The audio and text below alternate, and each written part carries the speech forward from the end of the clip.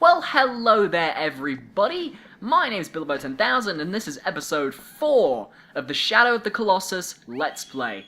Let's call Agro and let's head straight off to the 4th Colossus. Probably the easiest one to find, next to Valus, because it's incredibly close by. Gaius was a little bit far off, but this one, known as Phaedra, the Horse Colossus, is actually incredibly close by. If we use our sword, it's actually in this kind of like that little canyon area there, which is literally right by us. So, even better, that means we can just ride straight there without fearing for the consequences. It's pretty good, pretty awesome. Pretty happy about that myself. So let's ride along. Hopefully the quality of the video is looking alright to you guys, because I have been having some editing issues. Actually, because this is the second time I've had to record this video, because the first time, the video that I recorded on the Elgato, it wouldn't convert to MP4, and I beat this Colossus so easily as well. Like, I beat it first try. So, anyway, Phaedra is Horse Colossus. You actually have to use the environment a lot to defeat it. Like, it's incredibly sneaky, in a way. It's kind of like Metal Gear Solid sneaky. Like, I was very surprised the first time I ever found out how to defeat it. And is that Agro got a hurt leg or something? I can't tell, but it felt like it was moving slower. Anyway, this is the guiding graves. You got the nice little da-da kind of voice thing going along, which is kind of alright. I'm fine with that. And yeah, let's head down the cliff. Now, Agro is not very fun to control on cliffs. This isn't the worst bit, though. The worst bit is probably when you're trying to get him to go across the little cliff where the 8th Colossus is. He actually can't come to the 8th Colossus battle, but he is an absolute pain for what it is.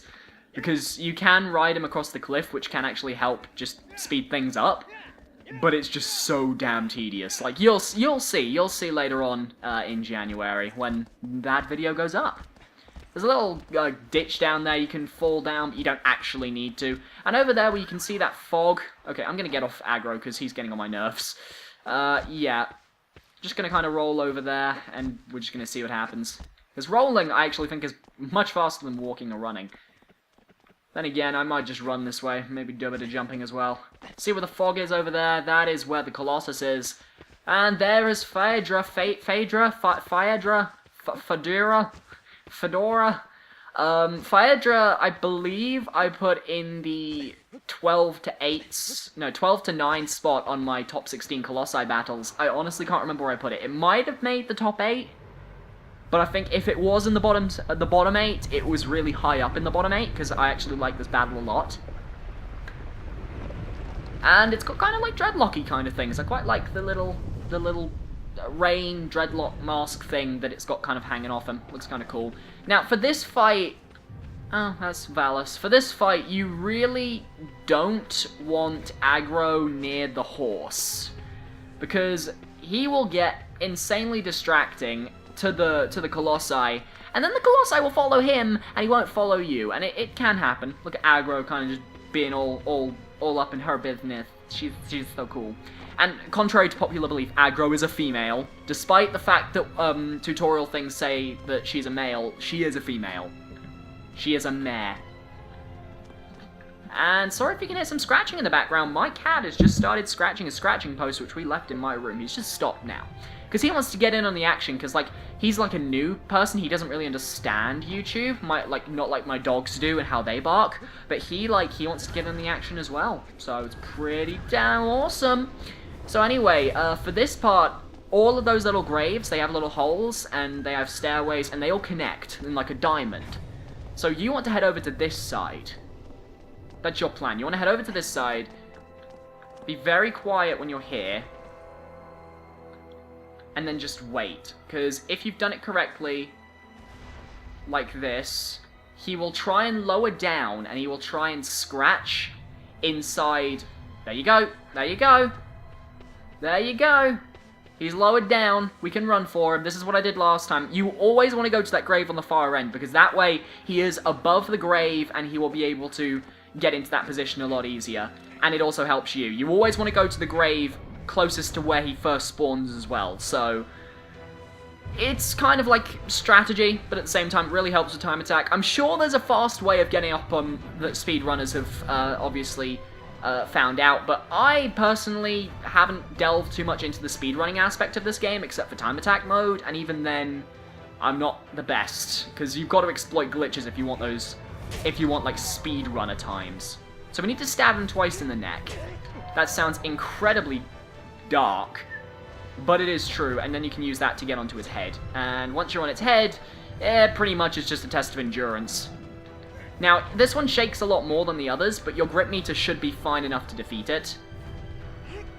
And don't worry, I mean, when we go to face the next Colossus, we'll be getting a small stamina upgrade, and basically, if you want to upgrade your grip, you need to go to every save shrine in the entire world and find a lizard that just resides on the save shrines. But we'll go into that in the next episode when we actually encounter one of those save shrines away from the Shrine of Worship. Because I believe there's one at the Shrine of Worship as well, but I can never find it because it's super hard to find. Alright, need to let go for a second. No, I don't want to let go. I don't want to let go. I'm holding on. I'm holding on. He's not happy. He's really not happy. Okay, we're getting there now. We need to move backwards a bit so we can kind of hit the middle of it. Alright, 2 more. I think we can do it. We can do it. We can do it. One more. One more. One more and he's down. One more. There we go. And Phaedra is a goner.